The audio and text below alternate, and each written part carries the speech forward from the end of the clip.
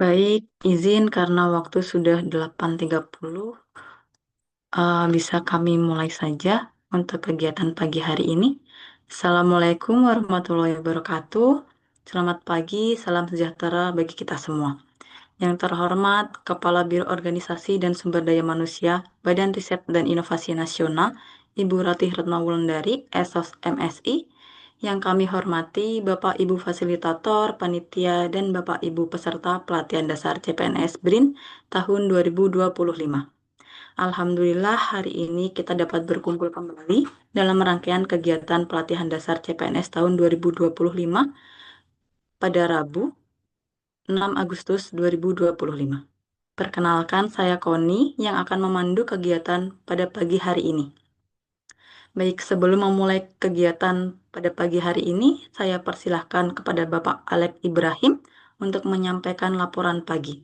Kepada Pak Alek, kami persilahkan. Baik, terima kasih. Sebelumnya untuk teman-teman sudah yang bertugas merekat sudah merekat ya. Ya, Baik. Semuanya duduk siap gerak.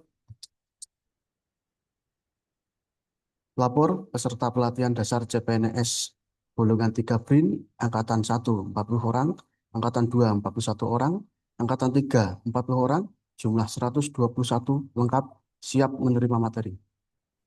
Lanjutkan. Siap laksanakan. Istirahat di tempat, gerak.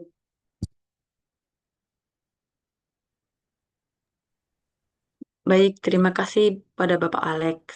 Selanjutnya, untuk kelancaran pembelajaran kita pada pagi hari ini, kami persilahkan kepada Bapak Wahid untuk memimpin doa. Kepada Pak Wahid, kami persilahkan. Baik, terima kasih. Assalamualaikum warahmatullahi wabarakatuh. Selamat pagi. Sebelum kita memulai pembelajaran pada pagi hari ini, baiknya kita berdoa menurut agama dan keyakinan kita masing-masing. Berdoa dimulai.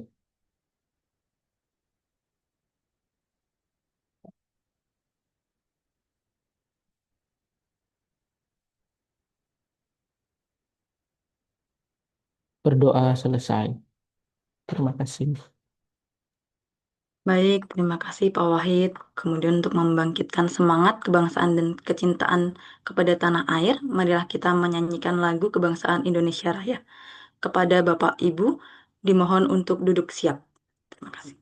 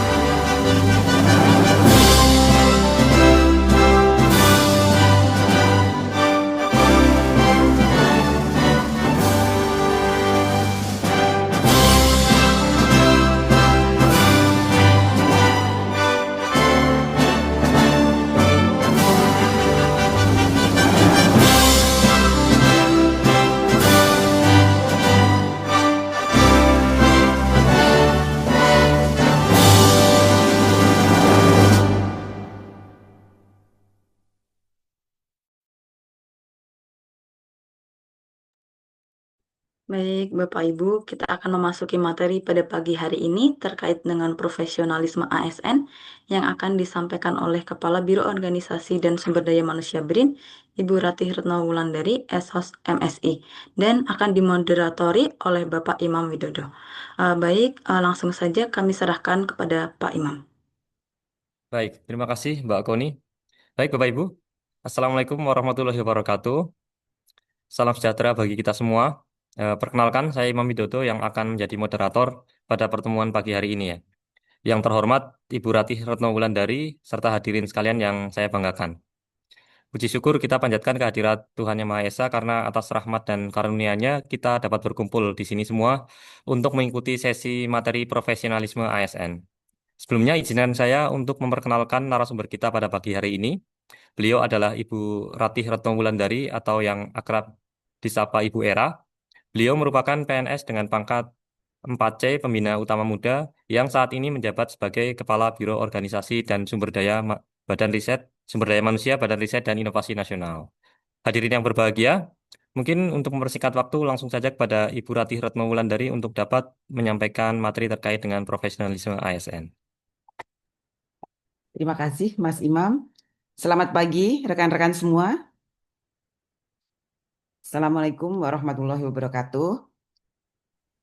Materi pagi ini memang saya kebagian materi yang sangat normatif ya. Jadi mungkin nanti kita akan lebih banyak diskusi daripada apa yang saya sampaikan. Karena saya pikir dari mulai PKTBT ataupun Latsar, materi yang saya sampaikan ini mungkin sudah berulang-ulang diterima oleh teman-teman. Namun saat ini mungkin teman-teman merasa ini teoritis sekali, ini normatif sekali gitu ya. Tapi mungkin belum berasa relate gitu dengan kehidupan. Tapi suatu saat materi-materi ini sangat diperlukan oleh teman-teman.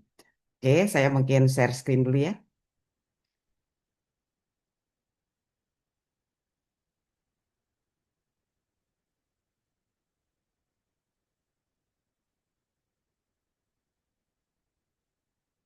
Nah, mungkin ini yang saya sampaikan terkait fungsi dan tugas ASN. Ini berkali-kali memang dicoba untuk diinternalisasikan kepada para CPNS supaya CPNS itu paham dan mengerti fungsi dan tugasnya sebagai ASN itu apa sih? Ada tiga fungsinya kalau kita melihat dari Undang-Undang ASN ya, Undang-Undang 20 tahun 2023. Jadi ASN itu tugasnya adalah pelaksana kebijakan publik. Ini diantaranya adalah melaksanakan kebijakan publik yang dibuat oleh pejabat pembina kepegawaian sesuai dengan peraturan perundangan-undangan. Jadi apapun yang telah ditetapkan, entah itu per BRIN, entah itu SK Kepala BRIN, kalau itu terkait dengan kita sebagai ASN, berarti Bapak Ibu, teman-teman semua wajib untuk melaksanakan dan menghindari apa yang dilarang. Kemudian yang kedua adalah sebagai pelayan publik, memberikan pelayanan publik yang profesional dan berkualitas. Tentu ini sesuai dengan tugas dan tanggung jawabnya sebagai seorang peneliti ya. Teman-teman ini kan CPNS peneliti. Kemudian sebagai perekat dan pemersatu bangsa untuk mempererat persatuan dan kesatuan NKRI. Nah, teman-teman, tadi yang saya sampaikan di awal, teman-teman mungkin berasa selama proses latsar ini kayak diajarin sesuatu yang normatif, diajarin sesuatu yang ideal, mungkin berasa, apa iya sih kita akan berada pada kondisi yang ideal seperti itu? Kalau sesuatu yang normatif itu kan pasti ideal ya, dan kita berusaha menuju ke sana. Walaupun mungkin tidak semua bisa sampai seideal itu, tapi kita berusaha dan kita menghindari apa yang dilarang.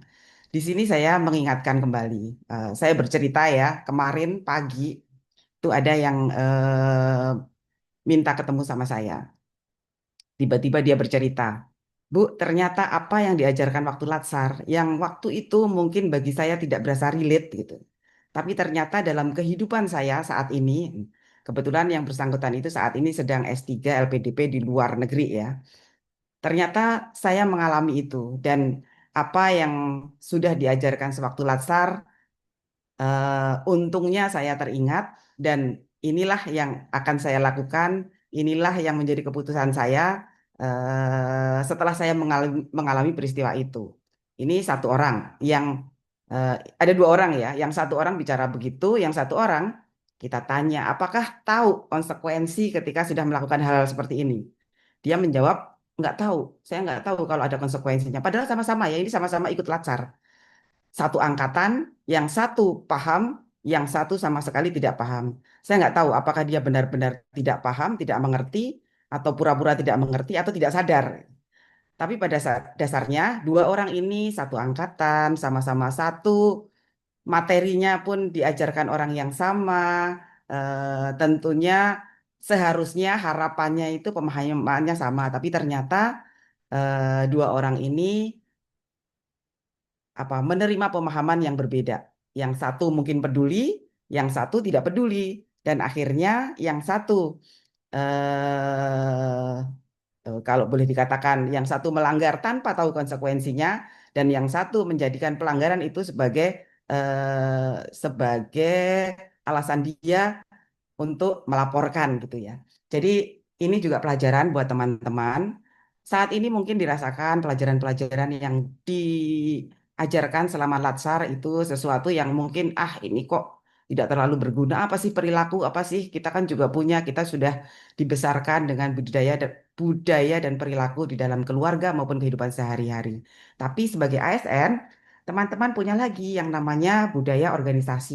Budaya organisasi BRIN itu diatur juga oleh karena kita adalah ASN, jadi diatur oleh negara, diatur dalam undang-undang tentang ASN, yaitu Undang-Undang 20 tahun 2023. Nah, kita ulangi lagi nih, ngomongin terkait nilai dasar. Nilai dasar ASN atau kode etik dan kode etika ASN, mungkin kita bisa cerita ya. Nilai dasar ASN, kalau dulu itu antara kode etik dan kode etika dan nilai dasar ASN di dalam Undang-Undang 4 tahun 2005 itu berbeda. Tapi kemudian di Undang-Undang 20 itu akhirnya jadi sama. Nah, teman-teman yang perlu saya ceritakan, eh, dari nilai-nilai dasar ini, mulai dari berorientasi pelayanan, akuntabel, kompeten, harmonis, loyal, adaptif, dan kolaboratif di antara teman-teman. Menurut teman-teman nih, teman-teman sudah mendengar ini semua kan? Di antara ini, mana yang paling susah untuk diterapkan? Boleh open mic ya, yang mau berkomentar. Tapi nanti kalau tidak ada, nanti saya mungkin akan memanggil di antara kalian. Ada yang mau berkomentar di antara nilai-nilai dasar ini, mana yang paling susah menurut kalian?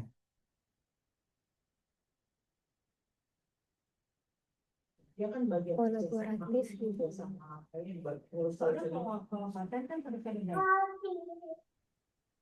Ada nggak yang mau Eh, komentar? Mungkin Bu, saya Bu, Ya, saya silakan, tadi mungkin yang silakan. sulit adalah kolaboratif Bu. Kadang kan mungkin apa ya, di sini peneliti punya egonya masing-masing tinggi gitu. Mm-mm. Jadi untuk menyatukan itu tidak mudah atau ya kolaborasi. Terima Oh, kasih. biasanya permasalahannya karena ego masing-masing gitu ya. Ya, Bu. Oh ya, oke. Ada yang lain mungkin? Boleh saya, Bu, izin? Ya, silahkan, Mas Yoyon. Ya, eh, kalau dari 7 poin ini, menurut saya yang sulit dalam artian mungkin kita bisa untuk Mm. menerapkannya begitu ya, Bu. Tapi sulit yang saya maksud di sini adalah eh, mungkin kita sebutkan dulu poinnya yaitu loyal, Ibu. Mm-mm. Nah, menurut saya itu yang dalam artian sulit itu untuk apa namanya nilai dasar ASN loyal ini begini, Bu. Kita tidak mengetahui batas loyal ini sejauh mana begitu. Mm. Nah, karena loyal ini kan kalau dari sini kan kita bisa mengacu kepada ideologi Pancasila, kepada NRI pemerintah, menjaga nama baik ASN, instansi dan sebagainya ya. Pasti kan nanti di dalam organisasi kita juga mempunyai struktur di dalamnya dan sebagainya. Nah, Mm. sejauh mana mungkin ketika kita bertugas itu nanti eh, loyal kita mungkin terhadap pimpinan ataupun sesama anggota gitu. Karena kan apa namanya misalkan kita mengerjakan tugas begitu ya. Kadang kan kita mengenal prinsip apa namanya kalau dulu zaman kita sekolah gitu kan, kalau misalkan rajin itu kan pangkal pandai begitu ya Bu ya. Tapi kok kalau kerja ini sekarang beda gitu. Kalau rajin itu pangkal tugasnya ditambah lagi begitu. Nah, jadi jatuhnya misalkan loyal ini ya, misalkan ya jatuhnya kalau kelihatan rajin itu pangkal tugas bertambah lagi begitu kan. Jadi ya Beban kerja bertambah gitu ya kalau rajin iya, ya. makanya ini fenomena atau dinamika ini yang mungkin teman-teman yang lain juga merasakan seperti itu, Bu. Nah, makanya batas loyal ini apakah masih sulit untuk menentukannya begitu. Mungkin kalau kita bekerja kan tiap tahun ada SKP ya, ya mungkin mengacunya pada SKP itu. Meskipun nanti SKP itu kan ada apa namanya target untuk capaian, ada juga yang apa namanya target perilaku kan. Mm-mm. Perilaku itu tentunya sesuai dengan 7 poin itu. Kebetulan saya P3K itu sudah melakukan 1 kali asesmen itu di tahun lalu.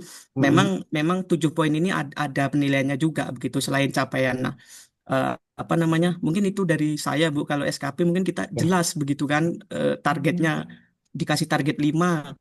Kalau tercapai ya berarti 100% nilainya baik. Kalau mau sangat baik gimana ya lebih dari 5 misalkan kayak itu. Misalkan 7 atau apa. Nah mungkin kan bisa jadi misalkan contohnya publikasi begitu ya. Ya, ya mungkin itu bisa jadi pertimbangan lah begitu dari pimpinan untuk memberi nilai kita sangat baik. Karena kan targetnya 5 bisa 7 gitu kan. Nah tapi terus terang kalau yang apa yang Perilaku. nilai dasar ini belum apa Bu gitu Bu. Terkait yang loyal dan mungkin poin yang lainnya begitu Bu. Terima kasih. Baik, terima kasih. Satu lagi, ada lagi? Saya Bu izin. Ya, silakan. Iya. Kalau dari saya sendiri itu adaptif. Kalau saya apa mengacunya pada data kalau tidak salah disampaikan oleh Ibu Nur sebelumnya bahwa adaptif ini khususnya pada BRIN itu memiliki nilai kesehatan yang paling tidak sehat gitu berdasarkan hasil surveinya paling tidak sehat. Ya sebagaimana kita ketahui BRIN masih lembaga yang dari 2021 pasti masih sangat banyak perubahan, dinamis seperti itu dan masih banyak dari peneliti-peneliti kita yang belum siap menghadapi perubahan-perubahan yang ada. Singkat seperti Ya. itu. Terima kasih. Baik, terima kasih dari 3 teman kita yang menyuarakan isi hatinya gitu ya. Ini Mas Yayan bukan Gen Z ya. Biasanya kalau Gen Z langsung berani nolak tuh. Maaf ya, tugas saya cuma ini di SKP gitu ya. Tapi kalau PNS itu selain tugas-tugas jabatan, ada penugasan lain dari pimpinan. Itu tadi ya, yang seolah-olah menyebabkan kok saya rajin jadinya makin banyak kerjaan atau jadinya makin oh ternyata semakin saya rajin akan semakin banyak saya apa ya berkorban atau kalau bisa dikatakan berkorban atau semakin banyak saya dibebani kerjaan sementara yang nggak rajin dengan tukin yang sama dengan nilai kinerja yang sama kok dia enak-enakan aja. Nah, ini ya, mungkin ini masalah di nilai kinerja. Tadi juga disampaikan masalah loyal, itu sejauh mana sih penilaiannya. Kemudian dari yang awal tadi menyampaikan masalah kolaboratif itu sulit. Dan juga dari Mbak Indah terkait adaptif. Jadi mungkin saya akan bercerita.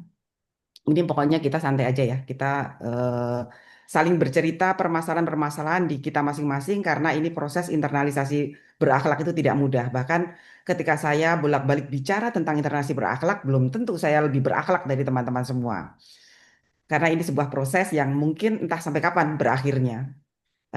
Jadi teman-teman terkait kolaboratif memang itu membutuhkan waktu ya. Kadang-kadang orang-orang yang ekstrovert punya kesempatan yang lebih banyak ketika mau kolaboratif. Sementara orang-orang yang introvert mungkin agak sulit karena komunikasinya sulit gitu. Tapi saya pikir karena sesama peneliti saat ini ketika karya kita yang dicari untuk kolaborasi, selama kita bisa menghasilkan karya-karya yang notabene dianggap itu excellent atau dianggap di atas ekspektasi sehingga menyebabkan semua orang tertarik dengan karya kita, otomatis kolaborasi itu pasti akan datang dengan sendirinya. Jadi ketika kita mungkin kalau di awal-awal itu kayaknya wah saya belum punya power nih, saya belum punya bargaining position sehingga kalau kolaborasi cukup sulit.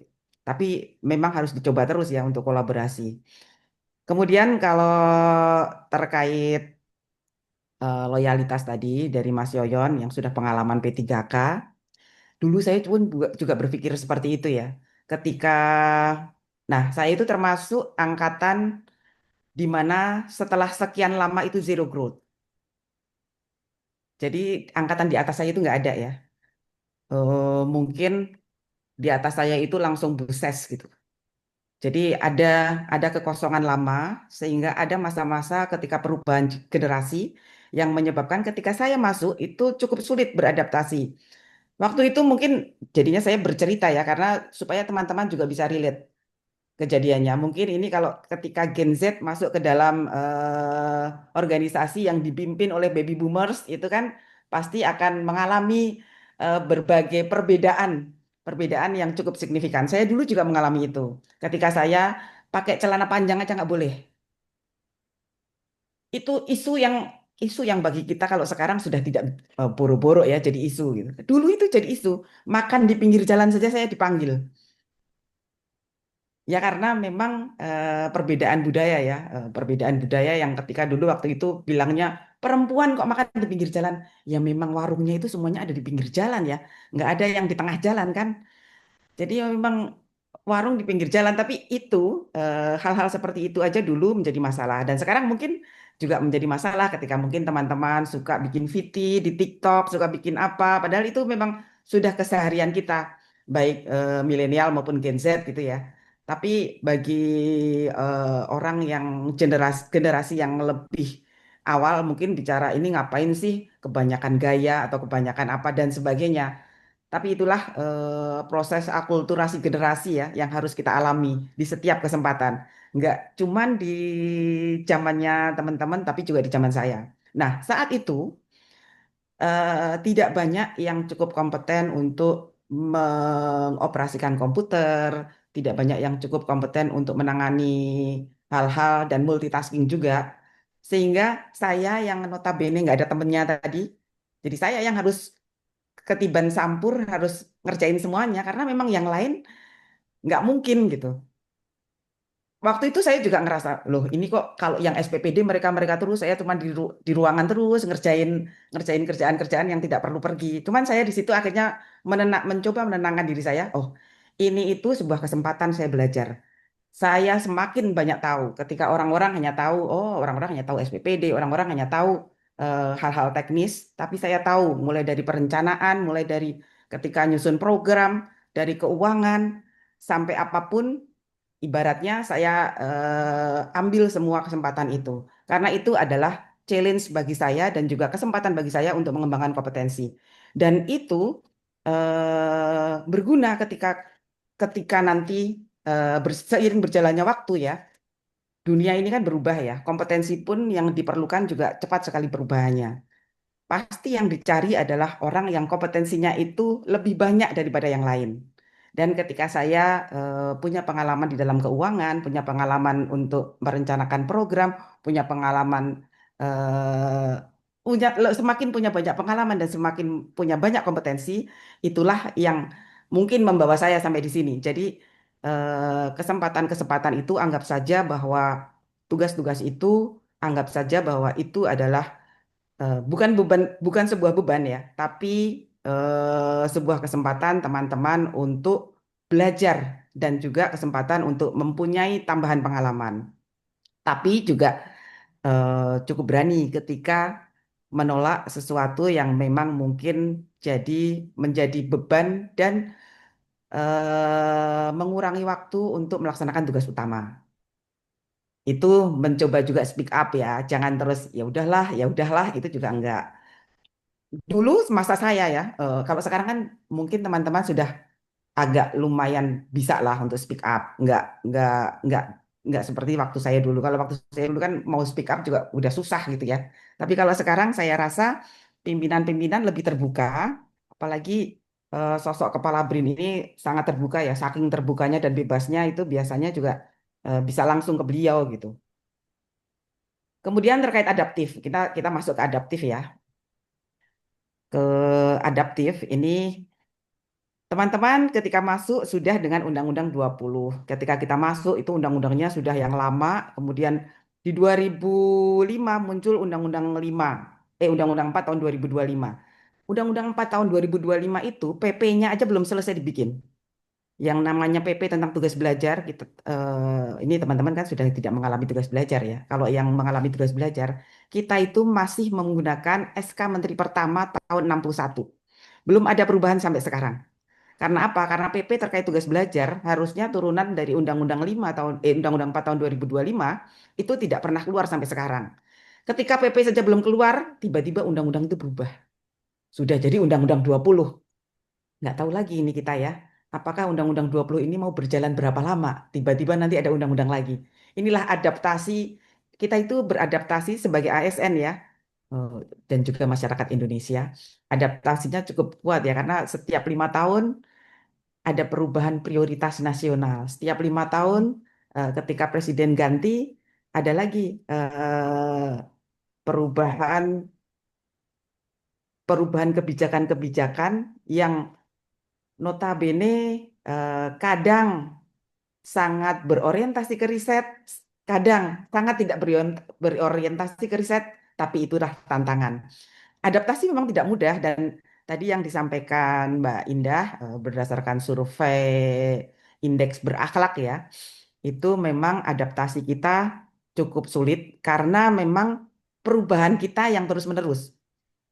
Kalau bisa dibandingkan dengan kementerian lain mungkin ya, kementerian lain mungkin masih stuck pada beberapa hal yang biasa gitu.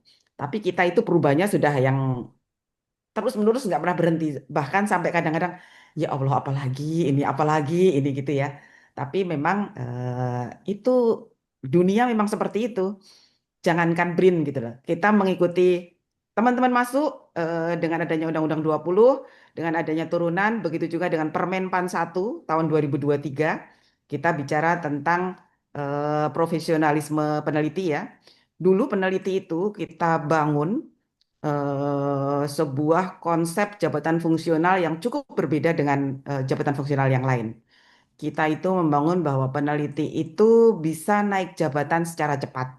Karena apa? Karena kita menghargai kompetensi kalian. Karena kita menghargai teman-teman yang sudah punya pengalaman banyak, sudah punya kualifikasi yang mentereng, dan juga ditambah pengalaman-pengalaman dan kompetensi yang banyak, sehingga mereka bisa menyesuaikan dengan jabatan-jabatan yang tinggi. Jadi kalau teman-teman bisa lihat ya, CPNS 2019 sudah ada yang ahli utama. Karena memang waktu itu memungkinkan aturannya. Karena memang kita waktu itu menggunakan aturannya tidak diseragamkan. Namun begitu dengan keluar dengan Permen PAN 1 tahun 2023, teman-teman jadinya sama dengan jabatan fungsional yang lain. Semuanya harus mengikuti ketentuan bahwa naik jabatan itu eh, harus naik pangkat dulu. Setiap kalau SKP-nya sangat baik bisa 3 tahun, kalau SKP-nya baik harus 4 tahun dan sebagainya. Sebagus apapun keluaran kerja minimal kalian atau sebagus apapun karya tulis ilmiah kalian, ini belum bisa untuk melompat. Nah, kadang-kadang kami dari BUSDM yang diprotes ya, kenapa BUSDM tidak pernah memperjuangkan, walaupun ini sebenarnya tugas dari di PJFPP. Kami itu sudah berjuang sebelum sebelum teman-teman peneliti itu berkoar-koar, kita itu sudah berjuang mati-matian ke Menpan. Cuman karena ya waktu itu perjuangan kita itu sudah sampai maghrib ya, sudah sampai maghrib. Ternyata setelah maghrib itu ada pasal yang diubah gitu ya, dan itu di luar kendali kita. Tapi tetap kita lagi yang kena. Kenapa tidak diperjuangkan? Semuanya sudah diperjuangkan, tapi ya kewenangan dan kekuatan kita kan tidak sepenuhnya seperti itu ya. Apa yang kita inginkan tidak tidak semuanya bisa terlaksana. Jadi akhirnya kita harus adaptasi. Mau nggak mau ya, harus adaptasi. Dan proses adaptasi itu butuh juga resilience. Jadi ada berasa merasa ketidakterimaan gitu ya. Mungkin angkatan-angkatan di atas kalian gitu ya tidak terima ketika mereka, contohnya nih ya, contohnya yang sedang postdoc. Kemarin itu angkatan berapa ya berarti? Angkatan 2021, sebagian postdoc. Dan kalau postdoc itu kan diberhentikan dari jabatan ya. Jadi posisinya mereka pelaksana. Sementara yang tidak postdoc, mereka bisa langsung, karena masih menggunakan aturan yang lama, mereka bisa langsung naik jabatan ke madya dalam 2 tahun. Karena kan tidak ngomongin masalah, karena masih menggunakan angka kredit, tidak ngomongin masalah SKP 3 tahun. Karena masih menggunakan angka kredit, mereka bisa naik jabatan. Sementara teman-teman yang postdoc ketika pulang, Permenpan 1 sudah keluar. Jadi mereka nggak bisa dong naik. Jadi ini ada di angkatan 2021 sampai akhirnya protes dan sebagainya. Jadi teman-teman, yang namanya sebuah kebijakan itu pasti ada yang menguntungkan, ada yang dirugikan. Dan itu alami di semua kebijakan. Makanya kan setiap presiden ada pendukungnya, ada hatersnya. Setiap pimpinan juga ada pendukungnya, ada hatersnya. Di setiap kesempatan itu ada. Jadi terkait hal ini, ya kita hanya bisa adaptasi walaupun terus berusaha. Bukan berarti kita juga akan berdiam diri. Kita masih terus berusaha. Apalagi sih kita cari-cari kesempatan lagi. Apalagi sih yang bisa kita lakukan? Ini peneliti ini jadi agak agak sulit untuk mengekspresikan kinerjanya. Maksud saya agak sulit untuk memberikan reward terkait kinerjanya. Sementara kan kinerjanya sudah dituntut tinggi, tapi kok tidak sesuai dengan apa yang kita cita-citakan. Nah, di situ kita juga berusaha, bukan berarti BUSDM diam-diam saja ya. Kita berusaha, oh bagaimana sih supaya teman-teman peneliti ini bisa cepat naik pangkat tanpa harus menunggu 4 tahun. Oh, kita mencoba dengan kayak kenaikan pangkat luar biasa.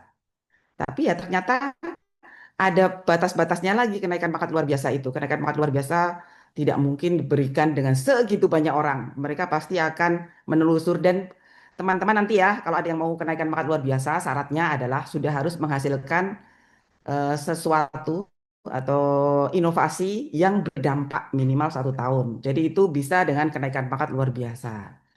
Kemudian kita juga cari lagi, dulu waktu itu salah satu pasal di dalam Permenpan 1 itu sebenarnya memungkinkan untuk apa ada kenaikan jabatan loncat kalau mereka itu adalah kelompok suksesi.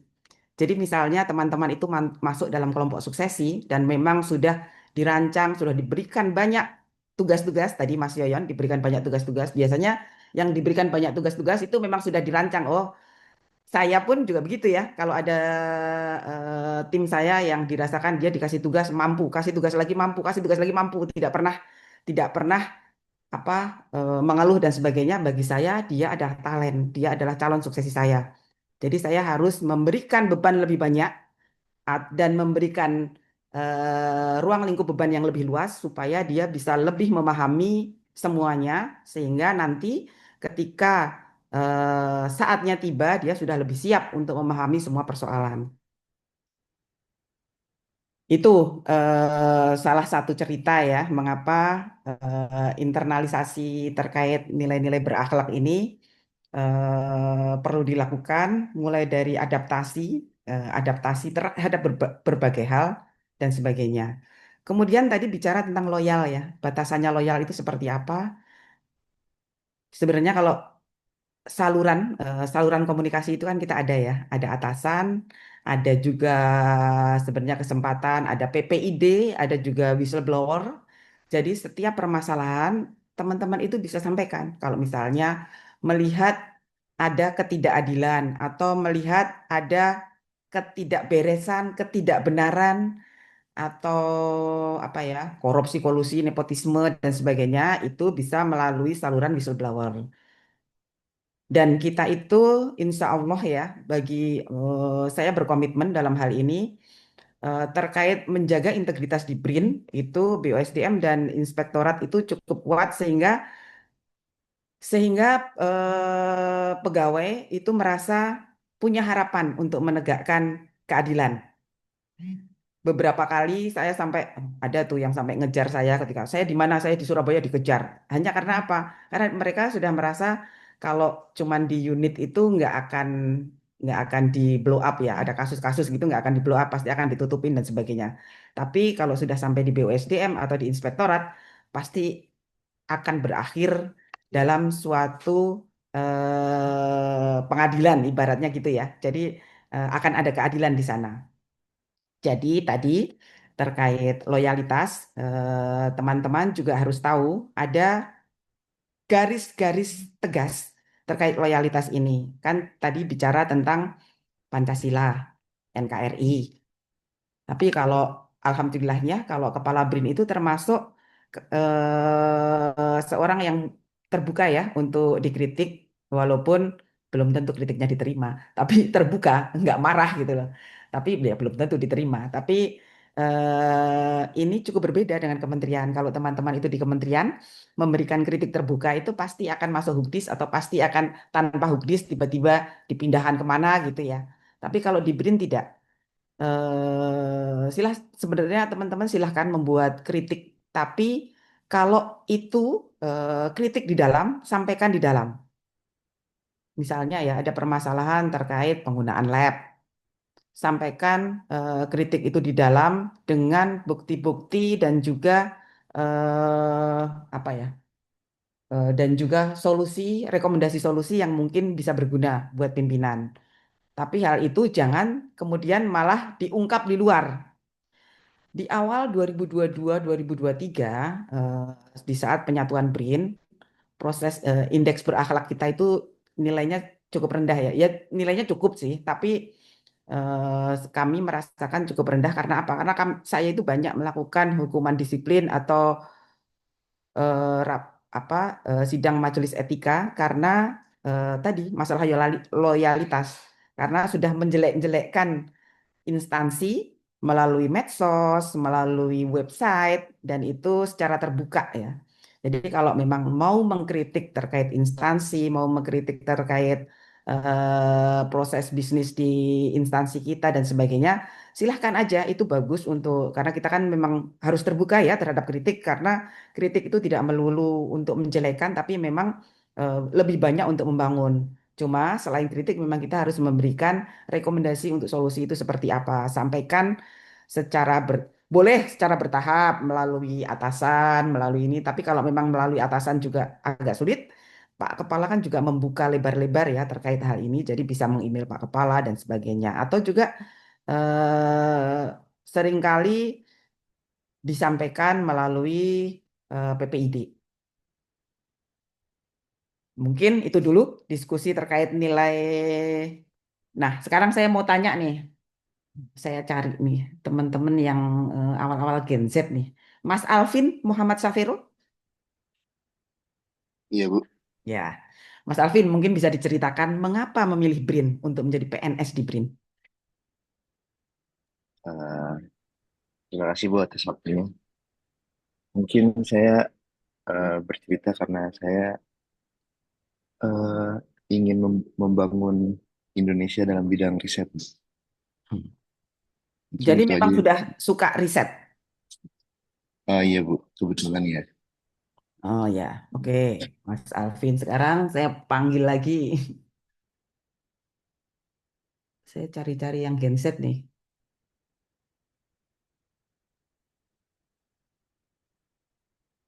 Hmm, siapa tadi ya? Mas Rilo? Ya, izin Bu. Ya, silahkan. Oh Alasannya ya, apa masuk BRIN?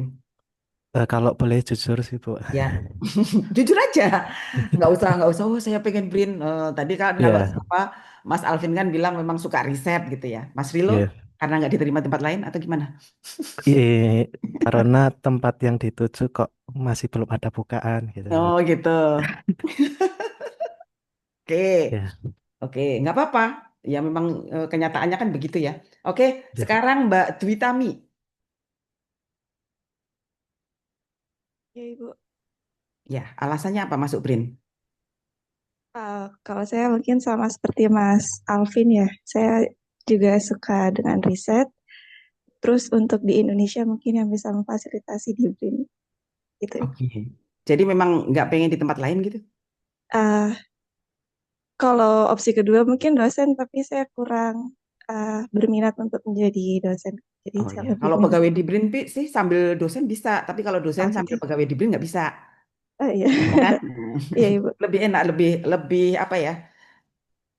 Lebih leluasa di BRIN sambil dosen gitu ya. Jadi kalau memang teman-teman itu punya keinginan atau punya waktu untuk jadi dosen juga memang kita perbolehkan ya. Sudah tahu kan? Memang kita juga membolehkan. Baik, sekarang pertanyaannya ke Mas Rilo. Ini karena Mas Alvin dan Mbak Tami ini memang dari riset nih, Mas Rilo. Ya, Sekarang Bu. posisinya Mas Rilo ini sudah ada di BRIN. Ya, Sudah punya tanggung jawab sebagai CPNS peneliti. ya, Bagaimana Mas Rilo beradaptasi dan juga bertanggung jawab terhadap tugasnya sebagai peneliti? ya. Ya, terima kasih, Bu. Ya, sebelumnya saya memang sudah postdoc dulu ya, Bu, di BRIN ya. Jadi Oke. memang awalnya memang saya itu pengen balik ke universitas saya gitu ya, Bu, ya, dulu Hmm. ya. Jadinya Dari memang mana? sebenarnya Universitas saya mana? diharapkan di sana, Bu, diharapkan di universitas, cuma kok masih belum ada bukaan terus gitu ya. Universitas Jadi mana Mas Rilo? di, eh, Undip, Bu, saya, Bu. Oh, Undip, Undip. Oke. Iya. Jadi profesor saya bilang, yaudah sambil nunggu, coba postdoc di BRIN gitu ya. Terus Hmm. saya jalanin, Bu, postdoc di BRIN. Ya lama kelamaan enjoy juga sih, Bu, sampai sekarang ya. Jadi ya memang karena se- udah mau selesai postdoc kok ada bukaan CPNS BRIN, ya udah sambil saya izin ke profesor saya, Prof, ini karena di Undip nggak ada apa lowongan, saya tak izin daftar di BRIN gitu. Karena ya saya Oke. sebenarnya udah merasakan ya, Bu, ya di BRIN pun juga enak juga, Bu, untuk lingkungan risetnya ya. Meskipun sebenarnya saya juga ada panggilan untuk bisa Ajar gitu ya. mengajar juga gitu, Hmm, Bu. hmm, hmm, Gitu. hmm. Cuma ya yaitu kembali lagi di BRIN pun juga kita dapat ini ya Kurang fasilitas ajar gitu ya. untuk bisa mengajar 6 SKS seperti itu. Nah, itu Hmm.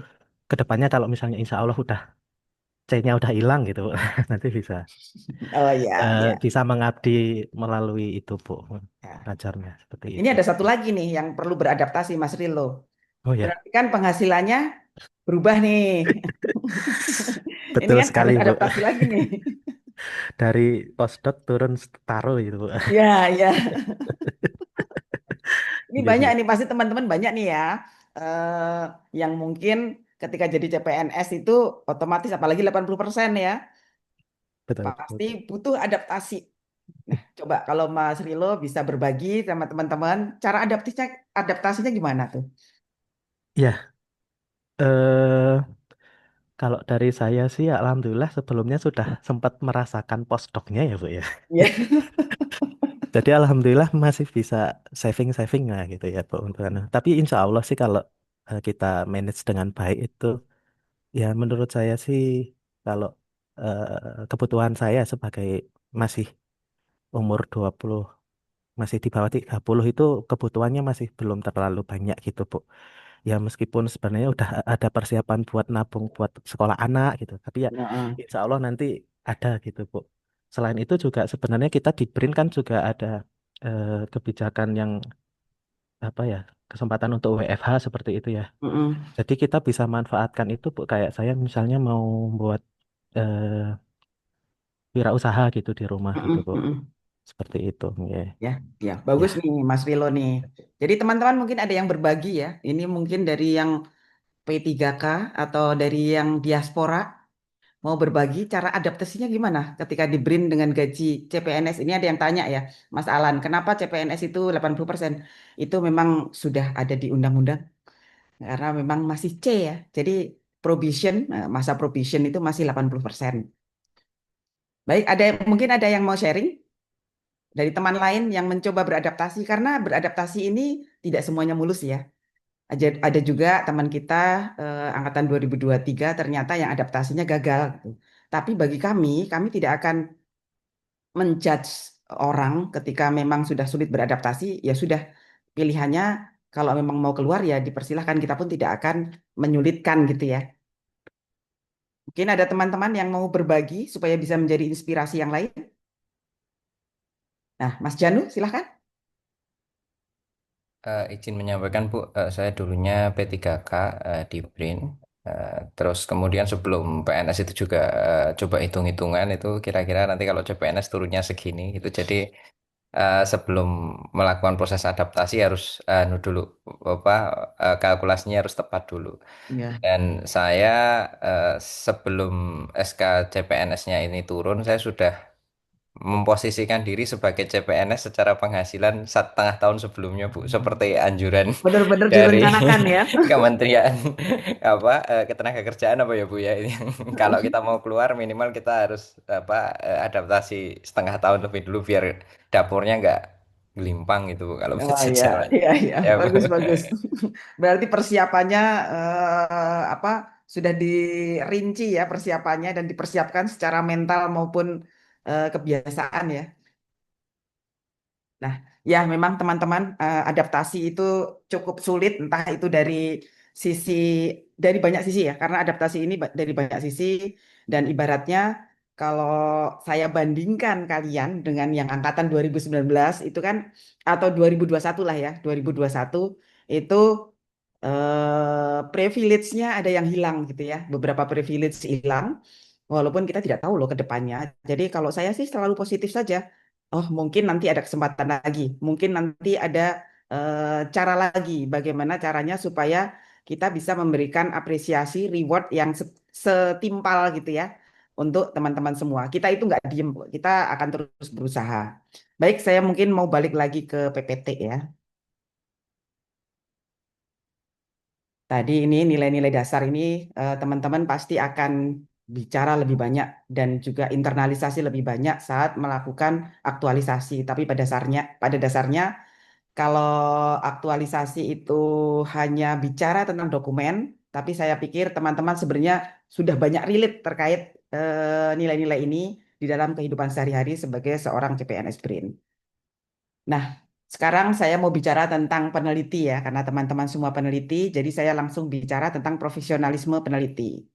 Kalau di dalam Permenpan 19 tahun 2024, 2023, peneliti berkedudukan sebagai pelaksana teknis di bidang penelitian, pengembangan, dan atau pengkajian iptek pada lembaga pemerintah yang menyelenggarakan urusan pemerintahan di bidang penelitian, pengembangan, pengkajian, dan penerapan, serta invensi dan inovasi, penyelenggaraan ketenaga nukliran, dan penyelenggaraan keantariksaan yang terintegrasi dan instansi daerah. Jadi peneliti ini hanya ada di BRIN dan juga ada di BRIDA, tidak ada di tempat lain. Beda kalau Perkayasa itu masih ada di beberapa instansi pusat itu masih ada, tapi kalau peneliti benar-benar hanya ada di BRIN dan juga di BRIDA.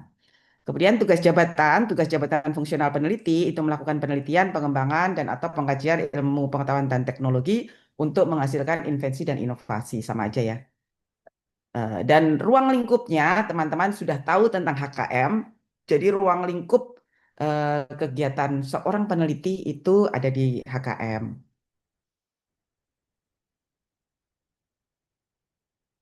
Nah, bicara tentang dimensi pembentukan profesionalisme ASN, ASN yang profesional atau peneliti yang profesional tentu ada 4 kuadran ini yang membentuk profesional itu. Yang pertama adalah kualifikasi. Untuk teman-teman terkait jenjang pendidikan tertentu tentu sudah memenuhi kualifikasi karena teman-teman semua sudah S3. Dan pengalaman tertentu, sebagian teman-teman ini sudah postdoc, jadi sudah menambah pengalaman terkait riset dan juga kolaborasi dengan instansi baik di dalam negeri maupun luar negeri. Nah ini teman-teman perlu melihat ke masing-masing self assessment. Kualifikasi S3 jelas sudah. Apakah pengalaman ini perlu ditambah atau pengalaman ini memang belum ada? Berarti teman-teman mesti menambah kualifikasi kalau memang belum punya banyak pengalaman. Jadi harus ditambah pengalamannya untuk menjadi profesional. Kemudian kompetensi. Apa sih kompetensi ini? Ini adalah standar kemampuan untuk melaksanakan tugas tertentu. Biasanya dibangun melalui program pelatihan atau pengembangan kompetensi. Untuk di BRIN, jadi dulu teman-teman kalau dulu kan kita rekrut itu mungkin sewaktu kita masih menjadi LIPI, BPPT, Batan 8 gitu ya. Kalau rekrutmen peneliti itu kan S2 atau S1 gitu ya. Kemudian habis itu kita diklatin. Namanya Diklat Pembentukan Jabatan Fungsional Peneliti. Di situ nyampur-nyampur, ada yang S3, ada yang S2, ada juga yang S1. Apalagi kalau dari kementerian. Kebetulan saya dulu Kapus Bin Diklat meneliti LIPI ya. Jadi kita punya banyak pengalaman ketika mereka digandeng itu tuh tidak homogen gitu ya. Standar kemampuannya itu benar-benar heterogen. Selama waktu diklat, mereka mungkin ada yang berat sampai kita itu punya istilah kalau kalau ada diklat yang lanjutan itu kan kita sampai dokter harus siap, obat darah tinggi harus siap karena mereka kemampuannya berbeda-beda. Dan ini teman-teman akan menemui ketika bergabung di unit risetnya. Jadi nggak semua unit riset itu punya kualifikasi S3 dan kompetensi yang memadai pula. Karena memang kita gabungan dari semua instansi lama gitu ya. Jadi standar kemampuannya ini memang sangat berbeda-beda. Tapi untuk teman-teman, kalau memang kompetensinya ini nanti ada yang kurang, kita mencoba self assessment dan teman-teman harus terus-menerus mengembangkan itu. Kompetensi ini ada macam-macam ya, ada kompetensi teknis. Kompetensi teknis itu tentu kompetensi dalam penelitian, ada kompetensi manajerial, sosial dan kultural. Untuk manajerial, sosial dan kultural itu biasanya kita melakukan assessment. Terus ada kinerja. Jadi hasil kerja yang dirasakan oleh masyarakat atau stakeholder yang tercermin dalam penilaian SKP. Jadi penilaian SKP itu ada dua ya, ada kinerja dan juga ada sikap perilaku. Jadi ini sikap perilaku pun bagian dari kinerja. Oke, nanti teman-teman dikatakan profesional kalau keempat-empatnya itu bisa dipenuhi. Mungkin tidak sesempurna, tidak sempurna sekali, tapi kita berusaha untuk sempurna sehingga bisa mencapai target di atas ekspektasi ya sebagai seorang profesional. Jadi di sini periset profesional itu adalah talenta unggul di bidang riset dan inovasi yang mampu melaksanakan tugas jabatannya sebagai ASN peneliti dengan menerapkan nilai-nilai dasar ASN dan bebas dari intervensi politik. Ini kami sampaikan tadi bicara tentang kinerja dan perilaku. Pada dasarnya di dalam ketentuan Permenpan 6 tahun 2023 terkait penilaian kinerja, perilaku itu lebih berat ya penilaiannya. Tadi Mas Yoyan bilang perilaku itu sulit dinilai ya. Kalau kinerja itu kan kuantitatif, sementara perilaku itu kualitatif. Ada kepala unit yang mungkin cukup permisif terhadap eh, apa ya pelanggaran-pelanggaran, tapi ada kepala unit yang cukup ketat terhadap pelanggaran sehingga perilakunya pun dinilai dengan detail terkait pelanggaran. Sebenarnya ada beberapa unit kerja yang sudah membuat indikator perilaku ini menjadi dikuantitatifkan gitu ya. Kalau mereka terlibat banyak di dalam PME, mereka terlibat banyak di dalam manajemen risiko dan sebagainya itu mendapatkan poin-poin khusus untuk menambah perilaku karena berarti kan memang memperlihatkan ya ada perilaku kolaboratif, ada perilaku kompeten dan juga berorientasi pelayanan. Nah, saya akan bicara tentang kompetensi ASN untuk kompetensi manajerial dan sosial kultural. Jadi teman-teman, ada Permenpan 38 tahun 2017 itu tentang kompetensi manajerial dan sosial kultural. Memang kalau di peneliti, karena peneliti itu instansi pembinanya BRIN, terkait Mansoskul ini digabung dengan teknis. Tapi sebenarnya kalau secara aturan nasional itu tidak bisa digabung karena Mansoskul ini perilaku ya, bukan kompetensi teknis, itu agak berbeda. Jadi ada 9 kompetensi manajerial sosial kultural yang ada di Permenpan. Itu ada integritas, ada kerjasama, ada komunikasi, orientasi pada hasil, pengambilan keputusan, pengembangan diri dan orang lain, manajemen perubahan, pelayanan publik, dan perekat bangsa. Ini teman-teman nanti kalau ke depan seiring berjalannya waktu teman-teman mulai berkarir dan mungkin mulai tertarik untuk atau bukan bukan hanya tertarik tapi mungkin dibidik untuk menjadi kelompok suksesi, kelompok talent yang akan entah itu di BRIN atau entah di luar BRIN, semuanya harus lulus asesmen terkait 9 hal ini, 9 indikator ini. Nah, untuk di BRIN, 9 indikator ini tidak cukup memotret seperti apa sih kompetensi manajerial sosial kulturalnya yang dibutuhkan spesifik di BRIN. Jadi BRIN pun menerapkan adanya kompetensi Kamus Kompetensi Perilaku BRIN. Jadi KKP ini adalah Kamus Kompetensi Perilaku BRIN. Jadi ketika bicara tentang integritas di nasional, kita bicara tentang etika kerja. Etika kerja itu bicara tentang etika publikasi, etika penelitian dan sebagainya. Jadi teman-teman kami bekali juga kemarin di apa di awal itu terkait etika dan itu harus dibawa terus sampai nanti pensiun ya etika kerja itu. Jangan sampai di tengah jalan teman-teman harus berurusan karena adanya pelanggaran-pelanggaran etika, apalagi hanya karena ketidaktahuan. Itu pelajari dan jangan sampai pelanggaran, kalau pelanggaran ketika tahu melanggar berarti ini cukup cerdas ya. Sengaja melanggar tapi tahu konsekuensinya. Tapi kalau tidak tahu dan melanggar itu kebangetan gitu karena kan udah dikasih tahu kok nggak tahu. Kemudian kerjasama kita diterjemahkannya menjadi membangun kemitraan strategis. Komunikasi ini di ini dengan kemampuan presentasi dan persuasi. Orientasi pada hasil ini kita terjemahkan pada fokus terhadap kualitas, mengelola pekerjaan dan juga kemampuan dalam ketajaman bisnis. Ini ternyata sangat perlu buat BRIN karena ada beberapa mungkin riset-riset teman-teman yang menuju ke hilir. Ketika risetnya itu menuju ke hilir, berarti sudah harus punya ketajaman bisnis. Kemudian pengambilan keputusan ini kita terjemahkan dalam bagaimana cara menyelesaikan masalah.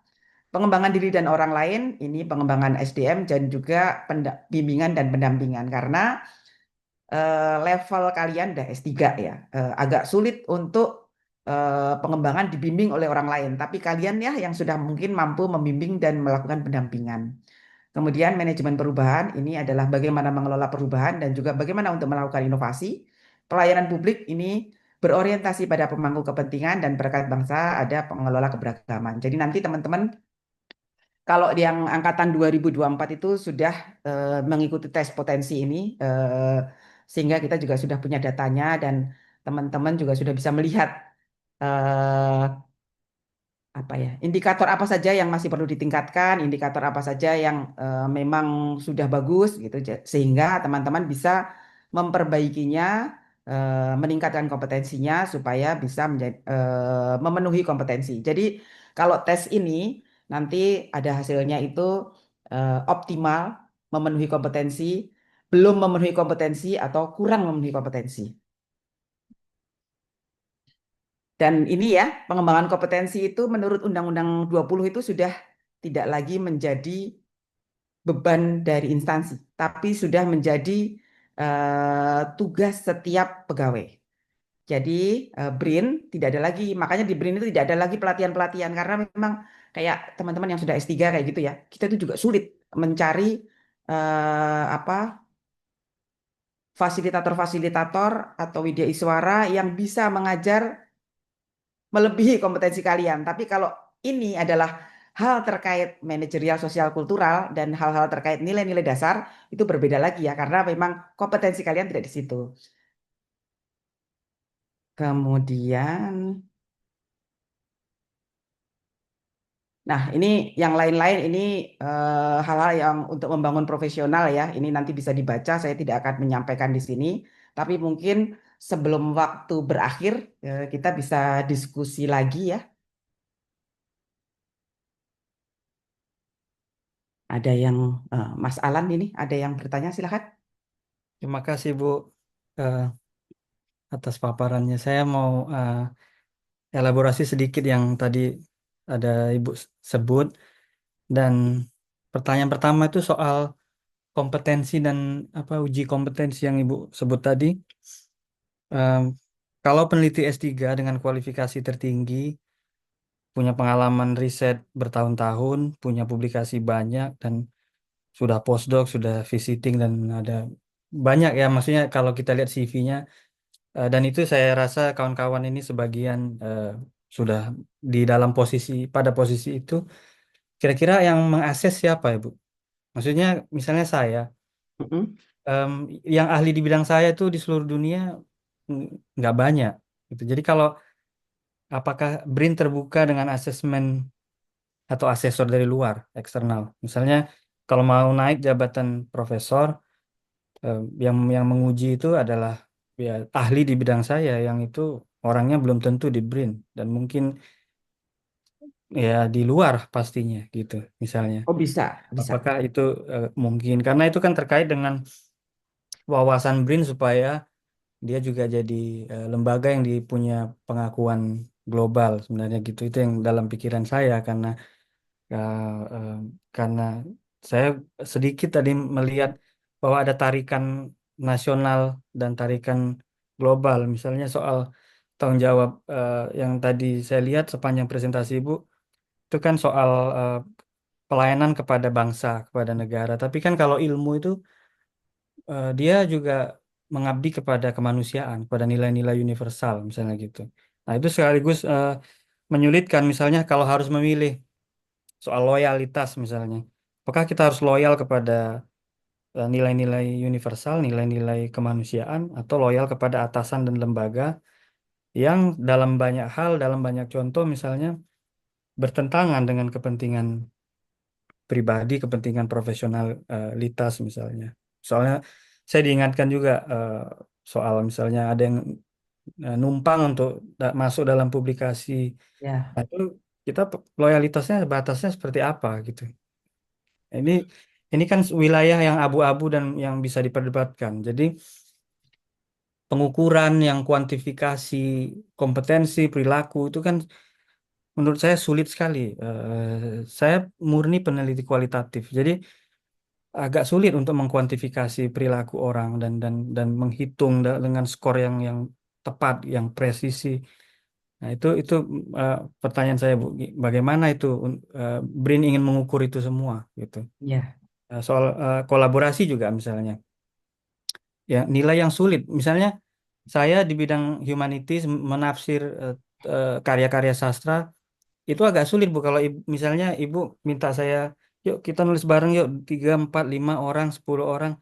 Bagaimana saya melakukan itu gitu. Itu kan tafsir dan itu pengalaman, pengalaman pribadi. Misalnya saya turun ke lapangan, merasakan nuansa di masyarakat, saya coba memahami teks yang lama. Nah, itu kalau jadi kolaborasi itu seperti apa yang dimau gitu.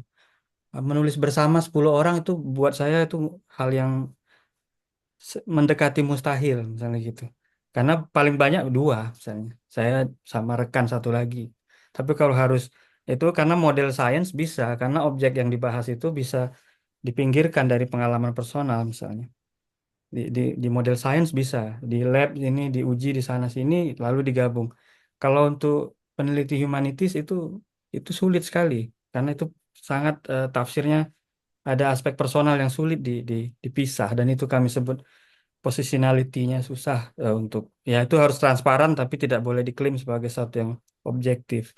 Nah, itu kira-kira Bu ada wilayah abu-abu yang saya selalu bertanya karena tadi seperti Ibu bilang adaptasi itu kan sulit bukan hanya yang dari P3K ke PNS tapi yang dari luar negeri yang dari diaspora.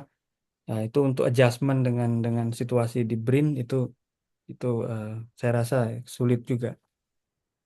Mohon ya apa Bu dikasih arahan. ya, baik Mas Alan. Jadi kalau terkait asesmen terkait perilaku itu kita menggunakan metode assessment center ya. Ini multi raters dan memang validitasnya pun masih 60-70%. Saya pun kadang-kadang juga agak tidak, apalagi itu terkait kondisi psikologi seseorang ketika sedang melakukan asesmen pun sangat mempengaruhi. Bisa jadi hari ini nilainya tinggi, besok pas lagi sebel-sebelnya sama waktu itu saya kayaknya gini ya, lagi sebel-sebelnya sama pimpinan gitu, tiba-tiba nilai saya rendah gitu. Itu bisa terjadi, tapi yang dipakai memang ini ada per BKN 26. Per BKN 26 itu bicara tentang assessment center yang akan menilai kompetensi manajerial sosial kultural. Sebenarnya makanya kalau kita di BRIN untuk peneliti itu dibebaskan atau tidak diwajibkan untuk asesmen. Tapi kalau untuk manajemen talenta kita wajib ada asesmen. Ini sebenarnya gimana ya? Saya kadang-kadang kalau menjawab ketika saya itu sebenarnya juga nggak setuju, cuman memang aturannya begitu gitu ya. Eh, Di Menpan, di Permenpan 38 tadi memang sudah ditetapkan bahwa seorang ASN yang profesional harus memenuhi kompetensi teknis, kompetensi manajerial, dan kompetensi sosial kultural. Makanya kita pun sudah mengadopsi, kayaknya di BRIN nggak bisa deh kayak gitu. Ibaratnya gini ya, ketika Mas Alan diakses gitu. Misalnya tadi bicara tentang kolaboratif, seolah-olah tidak ada gitu ya, seolah-olah tidak ada dari apa yang diceritakan, dari apa pengalamannya seolah-olah tidak ada. Padahal misalnya Mas Alan itu adalah diaspora, itu sudah kolaborasi. Di sana itu berarti sudah kolaborasi. Tapi bisa jadi ketika asesor bertanya, kerjasama apa sih yang sudah dilakukan? Kolaborasi macam mana sih yang pernah kamu eh, hasilkan? Kayak gitu juga tergantung dari jawaban kita. Ini memang asesmen itu modelnya masih seperti itu ya, tapi karena itu multi-rater, ada 5 ujian ya, misalnya ada BEQ, ada wawancara, kemudian ada studi kasus, itu ada 5, kemudian ada multi-rater, jadi nanti beberapa asesor itu akan memutuskan apakah yang bersangkutan ini memang secara secara penilaian dari berbagai orang dan berbagai kasus itu memang sudah memenuhi atau belum. Jadi memang validitasnya masih diakui, validitasnya masih 60 sampai eh iya 60 sampai 70%. Kemudian apakah kolaborasi itu wajib? Ya sebenarnya nggak semua nggak ada kan di HKM itu kewajiban, tapi terbuka untuk kolaborasi. Ketika misalnya kita menemukan bahwa sebuah riset multidisiplin, memang keahlian Mas Alan dibutuhkan, kan memang itu tetap kan butuh kolaborasi. Tapi tidak terus satu tulisan itu harus banyak orang yang nggak harus. Itu memang sangat tipikal dengan masing-masing ilmu ya. Itu juga termasuk ketika kita bicara tentang ranking kalau dilihat dari indeks Scopus sangat berbeda. Setiap ilmu kadang-kadang ada yang sangat tinggi gitu ya. Tapi memang ilmu itu memang tinggi-tinggi. Tapi ada juga yang indeksnya rendah tapi sangat terkenal di bidangnya. Jadi memang kita sudah mempertimbangkan hal tersebut ya. Cuma kalau kita bicara nasional, semuanya masih dipukul rata. Kalau di BRIN, kita masih mempertimbangkan itu. Mungkin itu yang bisa saya jawab ya, Mas Alan. Terima kasih, Bu.